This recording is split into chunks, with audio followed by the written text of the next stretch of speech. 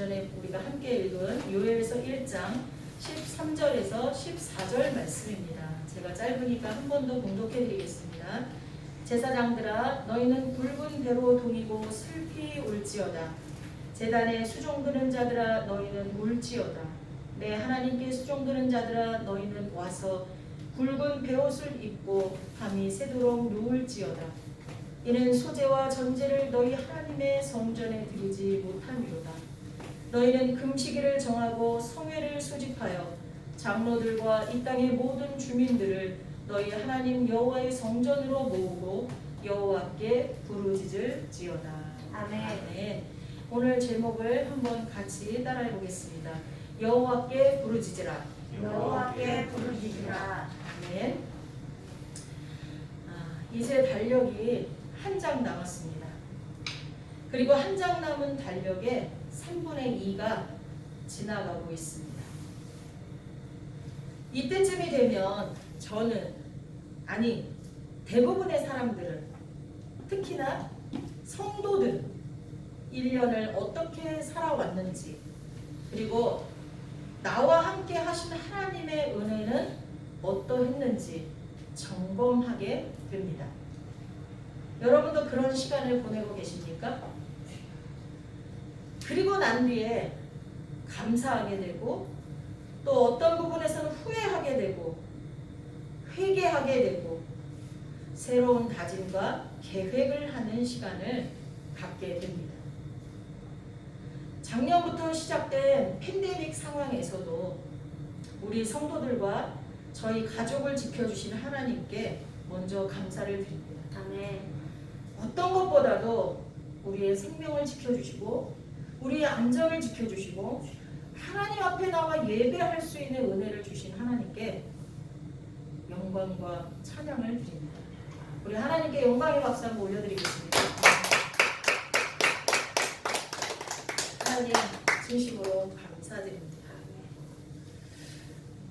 그러나 너무 부끄럽게도 정말 좋은 의도에서 세웠던 교회의 목표, 우리 한번 여기 볼까요? 같이 읽어봅시다. 이르시길 너희는 가만히 있어 내가 하나님됨을 알지어다. 네, 이것은 시편 46편 10절 말씀을 우리가 받아서 목표로 세우고 2021년을 살았습니다. 전체의 글을 읽으면 이르시기를 너희는 가만히 있어 내가 하나님됨을 알지어다. 내가 문나라 중에서 높임을 받으리라. 내가 세계 중에서 높임을 받으리라 하시도다. 이 말씀을 저희 교회의 비전으로 세웠던 것은 정말 이렇게 팬데믹 상황 가운데서 저희가 경거망동하게 무엇인가를 하려고 움직이지 말고 지금까지 내가 주인 되어서 살려고 했던 때가 너무나 많은데 지금 이 시국에 정말로 가만히 하나님의 뜻이 뭔가 기다리고 그 음성에 따라서 우리가 행동하는 것을 정말 훈련하고 순종할 때가 아닌가라는 생각에서 이 말씀을 표어로 삼았어요. 근데 문제는 정말 글자 그대로 가만히 아무것도 안 하고 앉아 있었다는 거예요. 신기하게도요, 아무리 나라가 어려워도요 잘 되는 사람이 있더라고요. 세상 사람들은 그 잘 되는 거를, 다른 사람은 물질의 어려움에 고통받고 질병의 어려움에 고통받고 하는데 나는 물질로도 희한하게 어려운 이 시국에 잘 되고 또 건강하고, 이것을 사람들은 기준으로 삼아서 잘 된다고 합니다. 근데 우리는 어떻습니까? 정말 예배를 방해받고 교회의 그 큰 교회들이 텅텅 비고, 뭐 우리 교회는 작은 규모지만 여기도 텅텅 볐잖아요. 이럴 때조차도 나의 신앙을 붙들어 주셔서 하나님의 성소를 향하여 나올 수 있게 해주신, 그리고 날마다 주님의 말씀을 묵상하고 하나님을 의지할 수 있게 해주신, 그게 정말 축복이 아니겠습니까? 아멘. 그렇지만 부끄러운 건 그 받은 축복을 나누지 못했다는 거예요. 그 받은 축복으로 뭐 했어요? 봉사하지 못했다는 거예요. 하나님이 기뻐하시는 것을 하지 못했다는 거예요. 1년 동안 우리에게 명령하신 것이 아무것도 없었을까요? 야, 지금 이 시국에 너희는 그냥 가만히 있어. 너희는 그냥 숨만 쉬고 있어. 하나님 이러셨을까요? 정말 이 시국에, 이 상황에 우리는 가만히 앉아 1년을 보낸 것이 하나님 앞에 잘했다고 칭찬을 들을 수 있는 것일까요? 저는 유엔서를 묵상하면서 깨달았습니다. 우리가 온 교인들이 함께하는 매일 성경에 이제 본문이 바뀌었죠. 그동안 뭐였어요? 사사기였는데 이제 유엔서로 바뀌었죠. 유엔서를 묵상하면서 진짜 우리가 했어야 할 일을 하지 않았구나 라는 것을 깊이 깨닫게 되었습니다.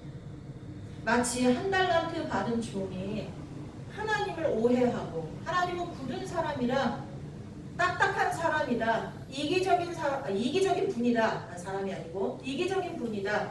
이렇게 오해를 하고서는 그 달란트를 땅에 묻어두고 1년을 보내고 난 뒤에 하나님이 주인이 오셨을 때 어떻게 했어요? 그냥 하나만 내놨잖아요. 하나만. 그냥 묻어뒀던 것만 내놨잖아요. 혹시 우리는 이 한 달란트 받은 종처럼 굳은 마음이 되어서 그 달란트를 땅에 묻고 지금 1년을 버틴 것이 아닌지, 제가 회개했던 것처럼 여러분도 회개할 수 있기를 바랍니다. 아멘. 다행인 것은 지금 주인이 오시지 않았다는 것입니다. 아직 기회가 있다는 것입니다. 얼른 묻어둔 곳으로 달려가서 흙을 파고 그 달란트를 찾아내야 합니다. 아멘. 그리고 그것을 깨끗이 닦아서 장터로 가지고 나가 장사하여서 이익을 남겨야 합니다. 아멘. 여러분이 제가 묻어놨던 달란트를 빨리 꺼내서 그것으로 하나님께 영광이 되는 하나님 나라가 확장될 수 있는 곳에 우리가 써야 한다. 그래서 이익을, 은사를, 달란트를, 열매를 남겨야 된다는 것입니다. 마침 오늘 본문이 그 방법을 알려주고 있습니다. 요에서는 여러분이 잘 알다시피 12권의 소선지서, 분량이 작은 그런 선지서들, 호세아, 요엘, 아모스, 나훔, 하박국, 스바냐, 학개, 스가랴, 말라기, 이 구약의 후반부에 있는 그 분량이 작은 선지서들, 호세아부터 말라기까지의 소선지서 중에서 두 번째 책입니다. 호세아 다음에.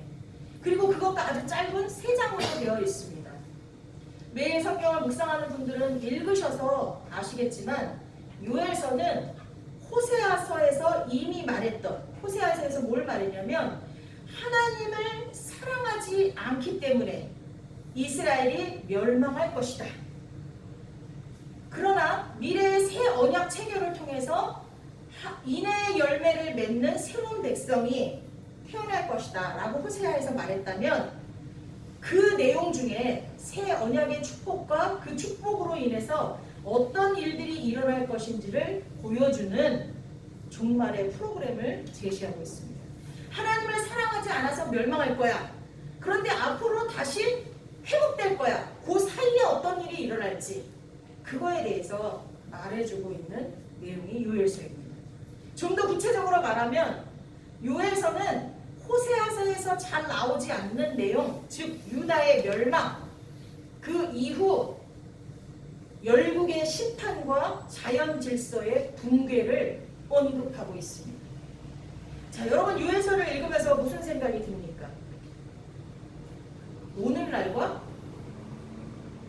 오늘날 이 시대 상황과 참 많이 비슷하다고 느껴지지 않습니까?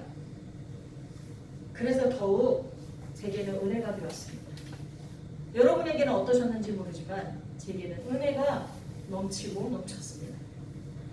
때문에 오늘 본문은 우리 모두에게 상당히 와 닿게 될 것이라고 생각됩니다.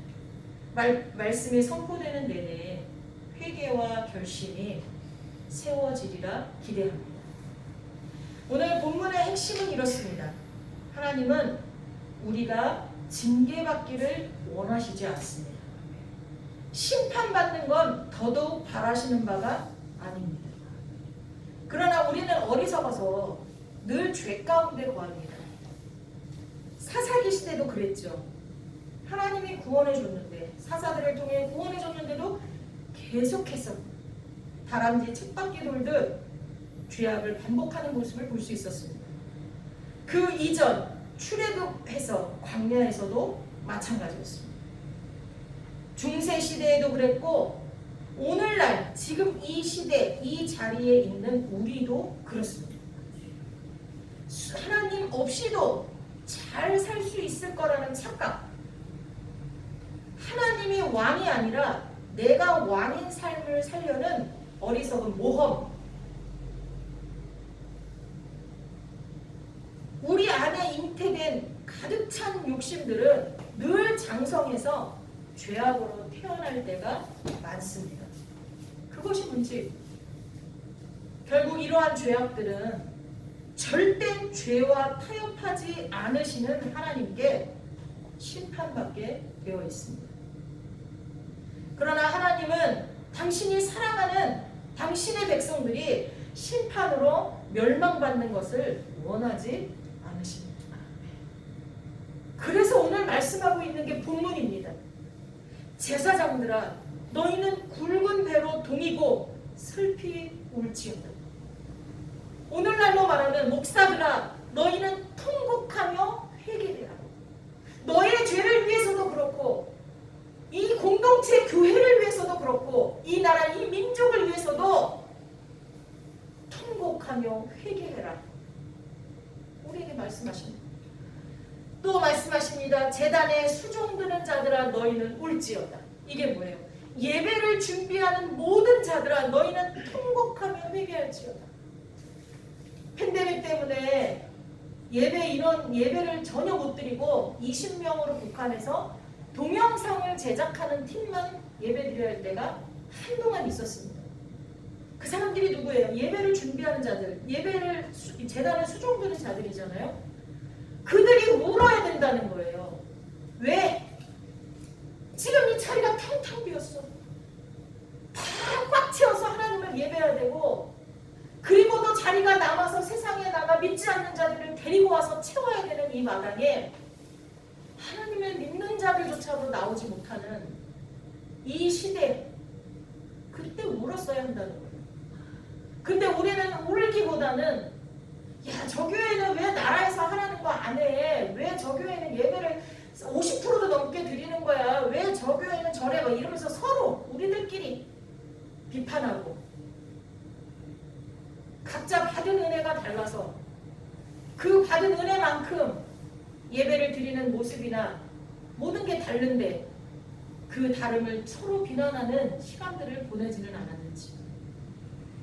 내 하나님께 수종드는 자들아, 너희는 와서 굵은 베옷을 입고 밤이 새도록 누울지라. 예전에는 금요기도회를 하면 철야했어요. 밤새가지고 그 다음날 새벽기도까지 했어요. 근데 지금은 그렇지가 않아요. 금요 철야 예배라고 해놓고 한두 시간밖에 안 해요. 철야 예배는 밤새야 되는데 밤 안 새잖아요. 아예 우리 교회는 금요 기도회가 없잖아요. 옛날처럼 부르짖지 않아요. 밤새도록 기도하는 일 없어요. 기도원에 가서도요, 예전에는 밤새 기도하는 사람이 굉장히 많았어요.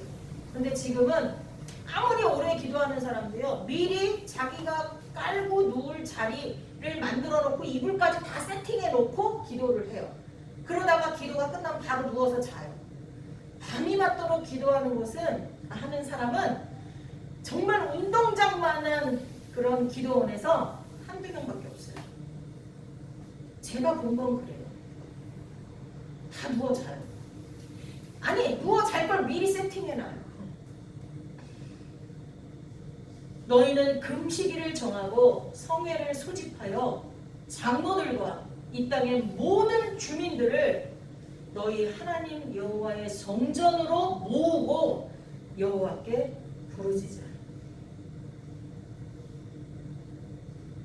여기서 부르짖으라는요, 정말로 주여 하고 부르짖는 거일 수도 있지만 마음을 찢으며 회개하라. 근데 어떻게 해요? 혼자 와서 회개하래요? 혼자 기도하는 것도 굉장히 중요해요. 근데 지금 하나님은요, 이 급한 시국에는 제사장들을 통해, 오늘날 목사들을 통해 모든 사람에게 뭐를 선포하래요? 금식을 선포하래요. 근데 저는 이렇게 어려운 시국에 우리 성도들에게 우리 금식합시다. 우리 성전에 모여서 뜨겁게 기도합시다. 회개합시다. 한마디도 안 했어요. 저조차도 안 했어요. 선포는 고사하고 나조차도 올 한 해 동안 금식한 적이 없어요. 와, 이게 이래도 되는 건가? 만약에 내 자식이 아프고 내 자식이 위험에 처했다면 내가 이렇게 편할 수 있을까? 그 아픈 자식을, 그 열나고 아픈 자식을 끌어안고 막 119에 전화하고 병원으로 달려가고, 뭐 병원도 조그만 병원은 가지도 않을 거예요. 난리가 났을 거예요.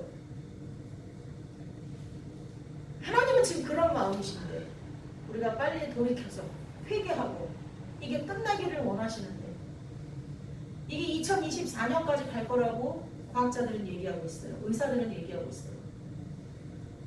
아직도 몇 년은 더 남았다는 거예요. 그 몇 년이 더 그 남은 거가 끝나고 나면 그때는 깨끗하게 질병 없이 살아가냐? 그것도 아니래요. 진짜 이런 가운데서 우리가 세상의 빛이 되고 소금이 되고, 어떻게 보면 우리가 저들에게 부모 역할을 해야 될 그리스도인들이 지금 온 민족이, 온 세상이 아파하고 있는데, 목사인 저는 금식을 선포하고 함께 기도하라고 명령하신 하나님의 명령을 들은 적도 없는 것처럼 그렇게 살았다는 거예요. 하나님 오늘 이 시간 말합니다. 금식을 선포하라. 여러분 금식하라. 금식을 어떤 때 합니까? 주로 현실적으로 자기가 도저히 견딜 수 없는 고통 가운데 있을 때 벗어나려고 발버둥치면서 진짜 밥 안 먹고 땡깡 피우는 어린아이처럼 하나님 앞에 그렇게 하잖아요. 원래 금식은 그렇게 하는 게 아니지만, 원래 금식은 뭐예요? 나의 정욕과 죄악들, 이런 것들을 절제하고 하나님 앞에 모든 것을 내려놓고 하나님 뜻에만 순종하겠습니다라는 마음으로, 고백으로 하는 게 금식이지만 우리 그렇게 안 하잖아요. 근데 성경적인 뜻이, 성경적인 의미에서든 아니면 살려달라고 아우성치기 위해서 하나님 앞에 매달리든 금식해야 돼요. 지금 그렇게 위기 앞에 있다는 거예요. 그리고 기도하라가 아니라 함께 모여 기도하래요. 어디에? 하나님의 성전에. 그리고 부르짖으래요. 회개하라는 거예요. 왜 그렇습니까? 그 내용이 나와 있어요. 앞서서 요엘서 1장 1절에서 12절, 우리가 하고 있는 본문 앞의 내용들이 메뚜기 재앙이 오고 있거든요. 완전히 먹을 것을 하나도 없이 쓸어가거든요.